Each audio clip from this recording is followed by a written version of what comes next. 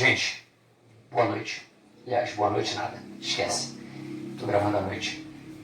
Primeiro ano, boa tarde. Satisfação enorme, estamos aqui em sintonia novamente para avançarmos com o nosso comentário. Cabe ressaltar que esse bate-papo vai ser disponibilizado a vocês juntamente com um suporte teórico. Percebi que dessa maneira as coisas funcionam ainda melhor. Beleza? Bate-papo de hoje falando sobre Europa, continente europeu. Título do bate-papo de hoje. Tópico 1, e é interessante que a gente faça uso desse procedimento didático. Está falando, mas de que forma isso entra no nosso caderno? Tópico 1, histórico. Histórico. A Europa, uma porção do globo que serve como referência para todas as demais porções do globo. Todos os outros continentes utilizam esse continente europeu como referência. Por quê? Porque eles têm um legado. Falando sobre a Europa, o mundo observa, vislumbra, percebe que ela atravessou todos os níveis de evolução do seu parque industrial. São múltiplos os polos industriais. Polos industriais que preenchem todos os segmentos. Não há lacunas, não há brechas, não há lapsos no seu processo de industrialização. Toda a cadeia produtiva é percebida no continente europeu, com destaque para, facilmente, a Grã-Bretanha, notadamente a Inglaterra, com destaque para a França, com destaque para a Alemanha. São porções do continente europeu que apresentam estruturas industriais muito bem sólidas, solidificadas, muito bem enraizadas e atreladas a estruturas de escoamento também bem idealizados. Ou seja, portos que se vinculam a uma teia, a um emaranhado, a um circuito de pontos do globo que vão ser associados. Nós percebemos que existe uma fluidez, que existe uma capacidade de você interligar esses portos aos mais distintos pontos do globo, e isso faz com que a Europa consiga se estabelecer de uma maneira respeitosa no sentido produtivo e na logística de escoamento. São os portos de maior dimensão? Não necessariamente, mas são os portos que conseguem ter uma fluidez muito intensa. Ótimo! Então, dali eu escoo para distintos pontos do globo. Beleza? Vamos avançar e vamos cair no tópico 2. Tópico 2 esse que nos apresenta a seguinte premissa. O processo de industrialização e urbanização na Europa. Perfil econômico.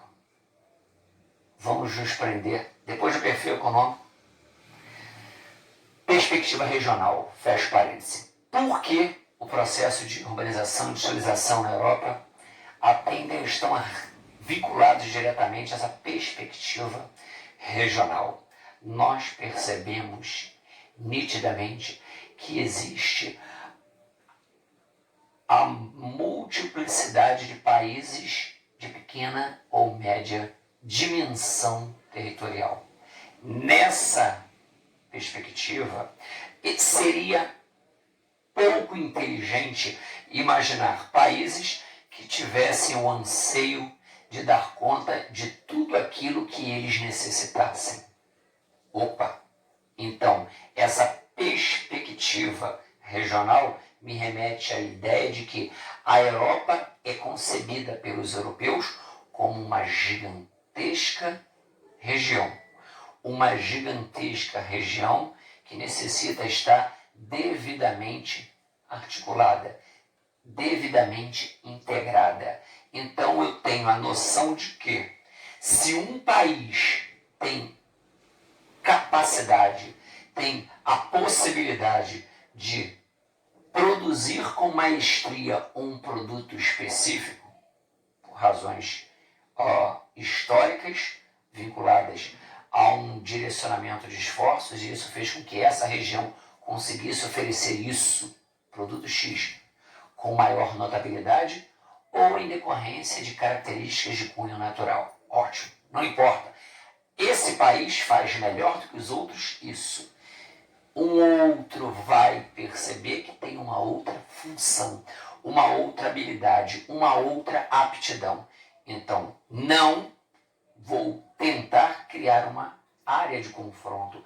Eu vou complementar, eu vou facilitar o escoamento desse meu produto para essa região e daquele produto que ele oferece com maior habilidade aos demais pontos do meu continente. Isso cria um emaranhado, isso cria uma teia, isso cria uma cadeia produtiva que minimiza, de certa forma, a competitividade e faz com que nós, europeus, pensemos em crescer de forma conjunta. Então, quando falamos em processo de urbanização e industrialização na Europa, é de suma relevância que a gente tenha a capacidade de se prender à perspectiva regional, que nos remete à visão integradora. Essa visão que almeja articular diferentes pontos da Europa, fazendo com que seus gêneros industriais percorram todo o continente, mas muitas das vezes ele é vinculado, associado a um determinado país. Ótimo! Vamos usar, de repente, uma situação talvez aqui emblemática e bem prática. O Airbus. Ótimo. Airbus. Um consórcio que envolve diferentes países, Alemanha, França, a própria Grã-Bretanha e a Espanha. 4 países que tentam, para que ter uma indústria aeroespacial que entre em rota de colisão com uma outra? Eu posso, de certa forma, eliminar as minhas e fazer com que, ou associar as minhas a essa outra já existente. Com isso, eu elimino a concorrência e aumento o meu poder de competitividade num cenário de globalização.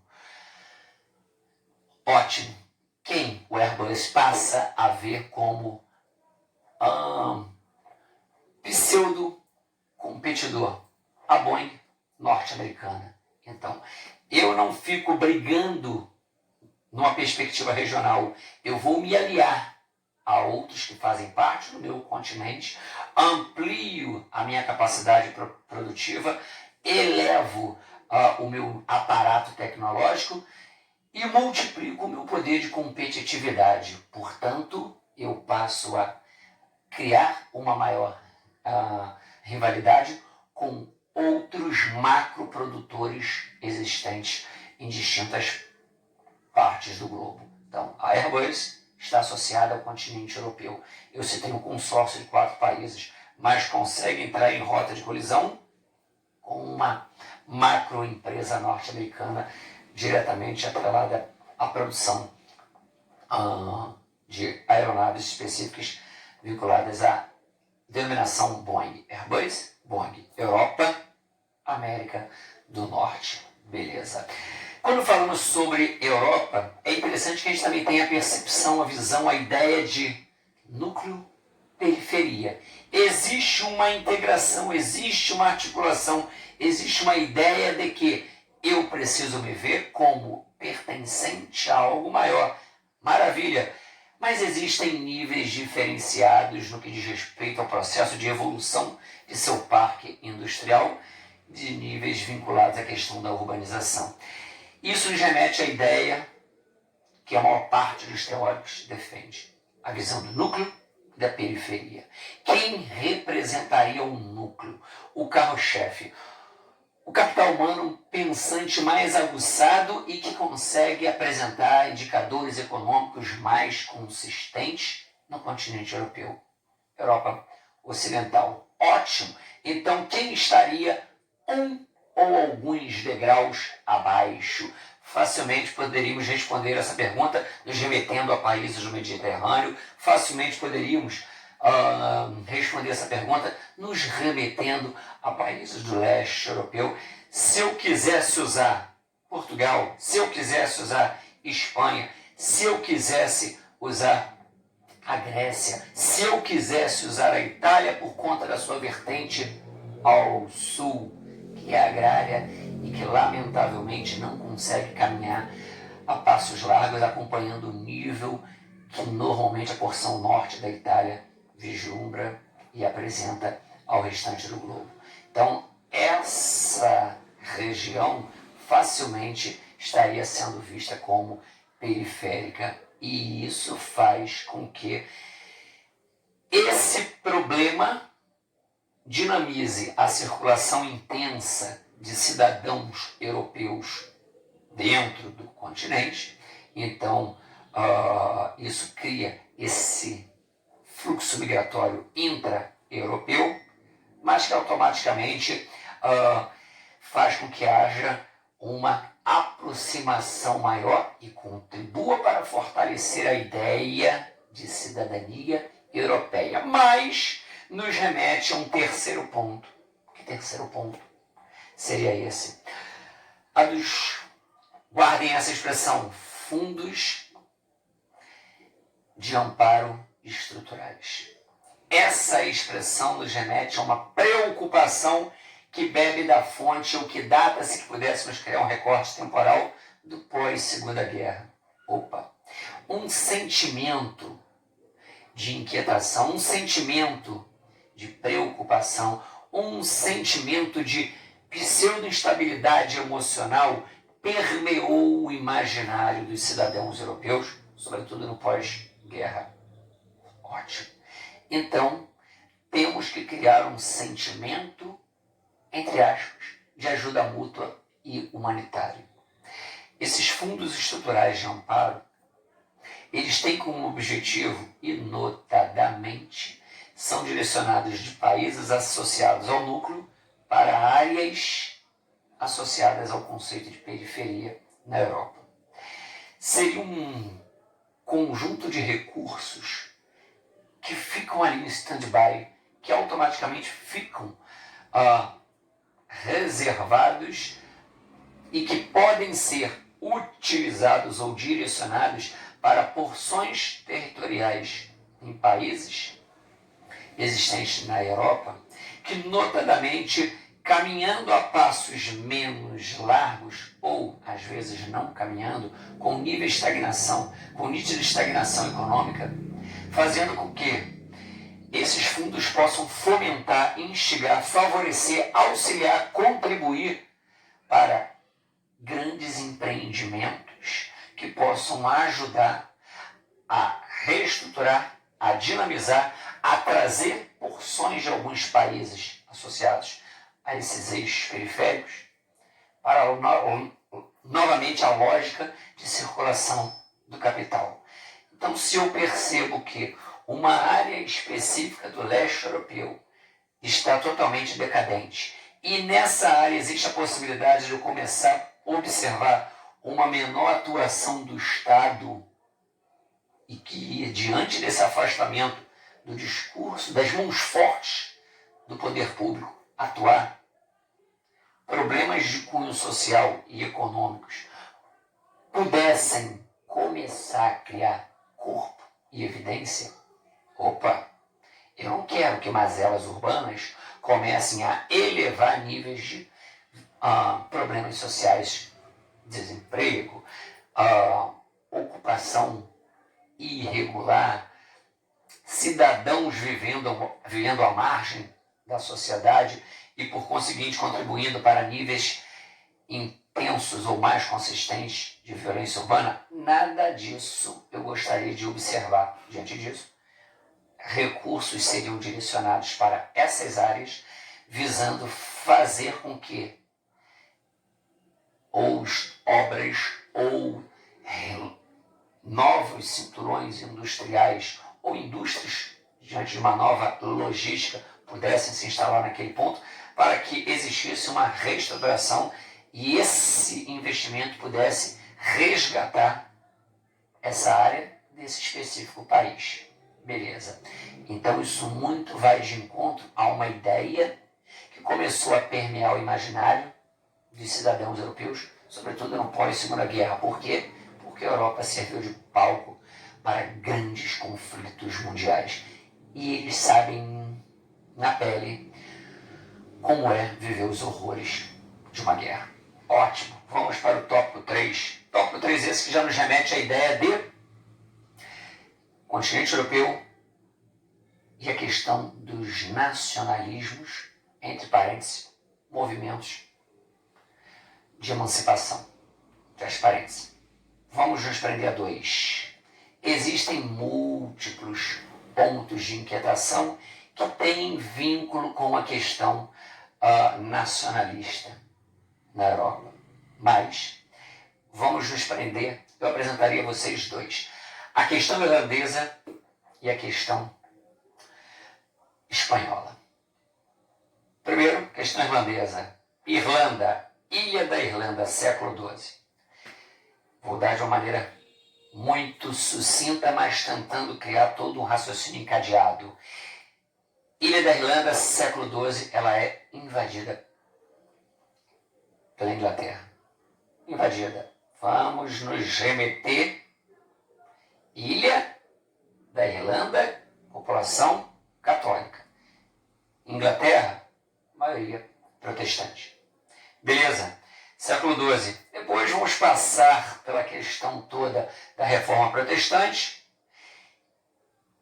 e vamos nos prender os séculos XVI, XVII e XVIII. Nesse contexto de reforma protestante, a Inglaterra favorece, instiga, impulsiona um intenso fluxo de cidadãos ingleses para o norte da Ilha da Irlanda. Num determinado momento, a porção norte da Ilha da Irlanda passa a ter um contingente maior de protestantes do que de cidadãos católicos. 18 a 21, Guerra Anglo-Irlandesa.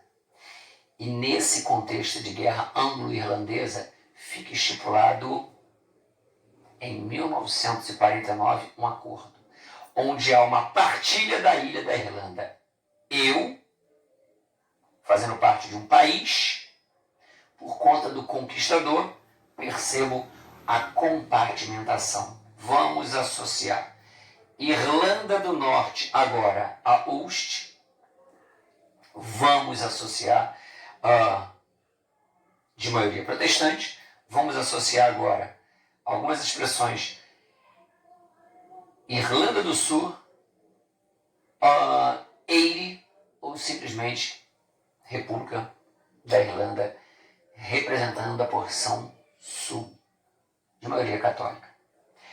1960, manifestações pacíficas estavam acontecendo na porção norte da ilha, devidamente compartimentada, um outro país, sob influência inglesa e fazendo parte do Reino Unido, a Grã-Bretanha. Reino Unido, a Grã-Bretanha, Inglaterra, Irlanda do Norte, ou Ulster, Escócia e País de Gales. A Irlanda do Norte agora passa a fazer parte de uma estrutura maior. 1960, manifestações pacíficas estavam acontecendo na porção norte da Ilha da Irlanda. Eram manifestações pacíficas, mas houve um envio de militares sob a tutela do Reino Unido da Grã-Bretanha para rechaçar essas manifestações. Isso fez toda a diferença, porque deu a esse litígio conotações que não seriam mais pacíficas. 2 grupos surgem, os unionistas e os nacionalistas. Os unionistas defendem o vínculo diretamente com a Grã-Bretanha, união com o Reino Unido da Grã-Bretanha. Os nacionalistas aceitam, concebem, têm a ideia de que eu faço parte de um país único. Não existe isso de Irlanda do Sul, Irlanda do Norte, ou República da Irlanda e Ulster. Não. É um único país, foi dividido por conta do conquistador. Mas é um único país e eles defendem a tese de que a Irlanda tem que ser reunificada. Ótimo. Nessa concepção, acordos não saem do papel. E diante disso, surge o IRA, o Exército Republicano Irlandês. E o seu braço político, Sinn Féin, que automaticamente tentam, através da força, o que as palavras não foram capazes de conseguir. E múltiplos atentados terroristas católicos contra alvos civis e militares na Irlanda do Norte e mesmo na Inglaterra acontecem tentando fazer valer o seu discurso. A necessidade de reunificação da ilha da Irlanda. Beleza.